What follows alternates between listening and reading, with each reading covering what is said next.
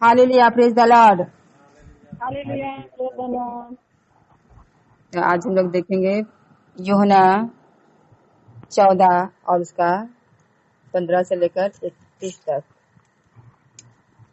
और इसमें यीशु मसीह अपने चेलों को बता रहा पवित्र आत्मा की प्रतिज्ञा के विषय में, और बताता है कि यदि तुम मुझसे प्रेम रखते हो तो मेरी आज्ञाओं को मानोगे। मैं पिता से विनती करूंगा और वह तुम्हें एक और सहायक देगा कि वह सदा तुम्हारे साथ रहे। सच में हम लोग जिससे प्रेम करते हैं उसकी आज्ञाओं को हम लोग मानते हैं, और जब हम लोग मानेंगे, जब हम लोग जिसकी आज्ञा को मानते हैं, जिससे हम लोग प्रेम करते हैं, तो वो क्या करता है, हमारे लिए सब कुछ करने के लिए तैयार हो जाता है और हमेशा हमारी सहायता करता है। इसी तरह अगर हम लोग इसमें से प्रेम करेंगे तो वो क्या करेगा, पिता परमेश्वर से प्रार्थना करेगा और वो हम लोगों को एक सहायक देगा जो हमेशा हम लोग के साथ रहेगा और हमारी सहायता करता रहेगा। माता पिता लोग हमेशा हमारे साथ नहीं रहते हैं, ना ही हमारे बच्चे हमारे साथ रहते हैं, और ना कोई दोस्त और ना कोई पड़ोसी। तो सब एक दिन हम लोग को छोड़ देंगे। लेकिन ये जो पवित्र आत्मा जो सहायक देने की बात यीशु मसीह कह रहा है कि हम प्रार्थना करेंगे तो अब तुमको देगा जब तुम मुझसे प्रेम करोगे, और मैं तेरे लिए प्रार्थना करूंगा और तुम्हें एक सहायक दूंगा जो सर्वदा तुम्हारे साथ रहेगा, अर्थात सत्य का आत्मा जिसे संसार ग्रहण नहीं कर सकता क्योंकि वह न उसे देखता है और न उसे जानता है। तुम उसे जानते हो क्योंकि वह तुम्हारे साथ रहता है और वह तुम में होगा।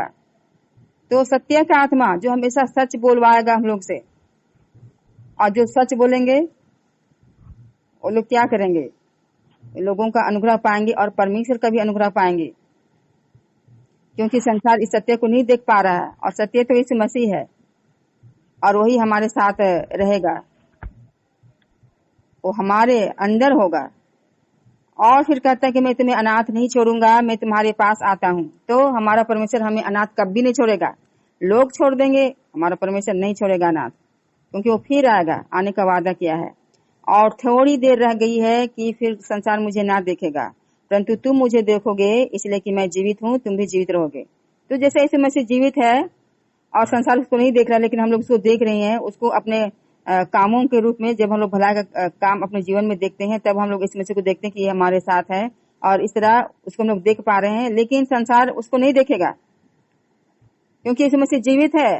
तो हम लोग भी एक दिन उसके जैसे जीवित रहेंगे। उस दिन तुम जानोगे कि मैं अपने पिता में हूँ और तुम मुझ में और मैं तुम में। तो आज हम लोग जानते हैं, क्योंकि प्रार्थना करते हैं, उसका फल हम लोग को मिलता है, और हम लोग जान गए हैं कि यीशु हम लोग में है और यीशु पिता में है और हम लोग उसमें हैं और यीशु मसीह हम लोग में है। जिसके पास मेरी आज्ञाएं हैं और वह उन्हें मानता है, वही मुझसे प्रेम रखता है। तो यीशु मसीह की आज्ञाएं है, वो क्या क्या क्या है उसकी आज्ञाएं? एक ही आज्ञा तो है वो कि एक दूसरे से प्रेम करो। यदि तुम प्रेम करोगे, इसी से लोग जानेंगे कि तुम मेरे चेले हो, क्योंकि प्रेम रखना व्यवस्था को पूरा करना है। तो जितने भी लोग यीशु मसीह से प्रेम करते हैं, वो लोग उसकी आज्ञा को जरूर मानेंगे। और यदि हम लोग उससे प्रेम रखेंगे, तो बोल रहा कि मेरा पिता भी प्रेम रखेगा और मैं उससे प्रेम रखूंगा और अपने आप को उस पर प्रकट करूंगा। तो किस तरह प्रकट करेगा? जब भी हम लोग कोई काम करेंगे तो उस कामों में हमें अच्छी सफलता देकर अपने आप को प्रकट करेगा। किसी का प्रार्थना करेंगे तो उसका उत्तर देकर अपने आप को प्रकट करेगा कि हाँ, यीशु मसीह हमारे साथ है। उस यहूदा ने जो इस्करियोती ना था, उससे कहा, हे प्रभु, क्या हुआ कि तू अपने आप को हम पर प्रकट करना चाहता है और संसार पर नहीं? और तो क्या बात है, पूरे संसार पर क्यों नहीं अपने आप को प्रकट करता है, सिर्फ हम ही लोगों के ऊपर प्रकट करना चाहता है तुम?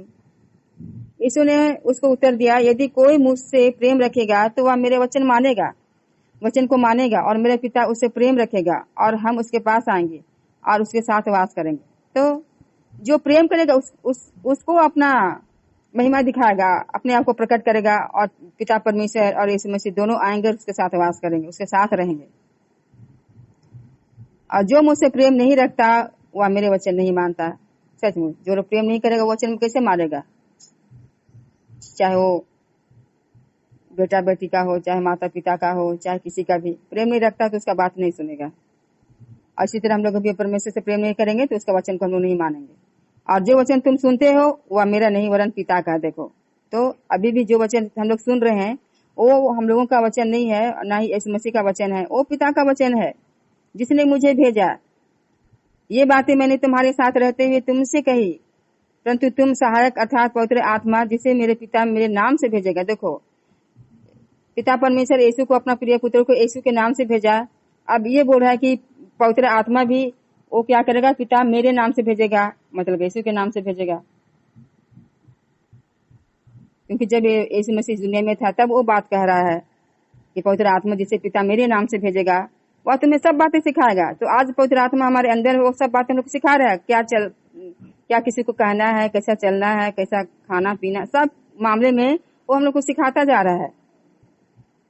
और जो कुछ मैं तुमसे कहा है वह सब तुम्हें स्मरण कराएगा। आज हम लोग जितने भी बातों को, परमेश्वर का जो बात है उसको हम लोग पढ़े हैं, तो परमेश्वर क्या करता है, हमेशा स्मरण कराता है। जब भी हम लोग चिंता परेशानी में जाते हैं तो परमेश्वर तुरंत वचन देकर हम लोगों को क्या करता है, शांति देता है, वो बात को स्मरण करा देता है। देखो हम ये वचन बोले है ना, और याद करा के हम लोगों को बहुत शांति देता है। और फिर कहता है कि मैं तुम्हें शांति दे जाता हूँ। परमेश्वर देखो शांति दे रहा, अपनी शांति तुम्हें देता हूँ।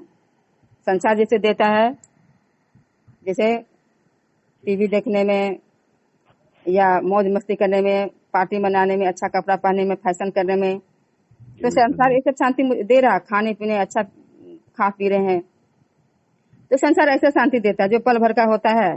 लेकिन परमेश्वर ऐसा शांति हम लोग को नहीं देता है। इसलिए बोल रहा है तुम्हारा मन व्याकुल ना हो और ना डरे। तो हम लोग हमेशा जब बेचैन हो जाते हैं, व्याकुल हो जाते हैं, चिंताग्रस्त हो जाते हैं, डरने लगता है क्या होगा, कब क्या होगा, तो उस समय ऐसा शांति परमेश्वर देता है जो संसार नहीं दे सकता।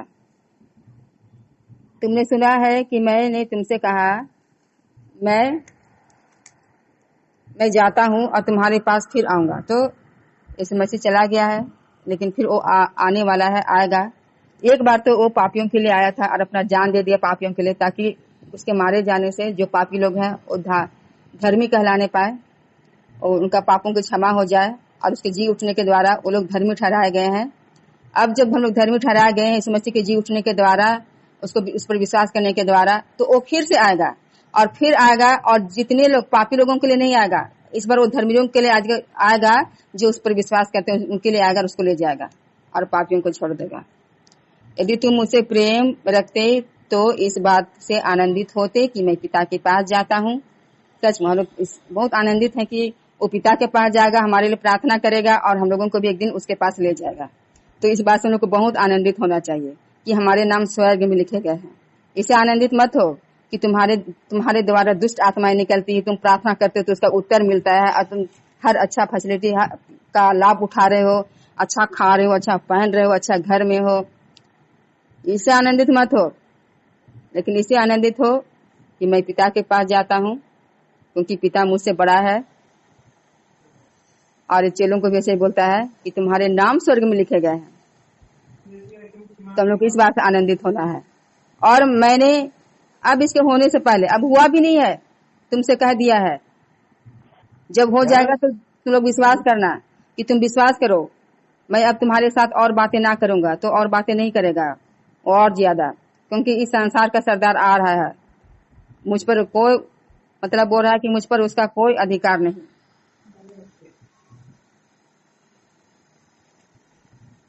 और कोई अधिकार नहीं है उस पर, क्योंकि इस संसार का सरदार आता है। और सचमुच इस संसार का सरदार जो शैतान है ना, उस पर अब कोई अधिकार नहीं है। जब होगा अधिकार तो वो नरक में होगा।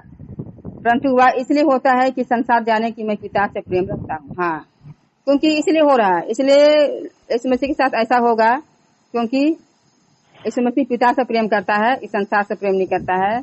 इस संसार के लोगों से प्रेम करता है। इस संसार को तो शैतान क्या कर लिया है, ले लिया है। इसलिए यीशु मसीह को बोलने पाया था, यदि तू मुझ पर दंडवत करेगा, मुझे दंडवत करेगा, तो इस संसार का सारा वैभव हम तुमको दे देंगे।